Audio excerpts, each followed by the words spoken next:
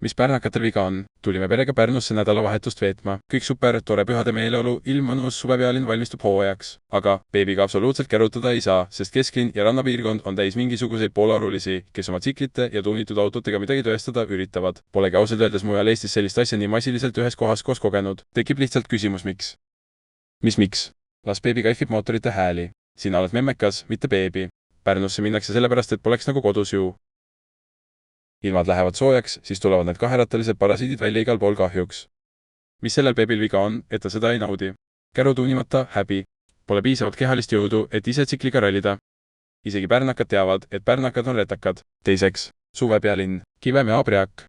Mõttetud söögikohad, kired hinnad ja räpane ning ülerahvastatud rand. Mis seal veel peale ranna on? Mitte midagi.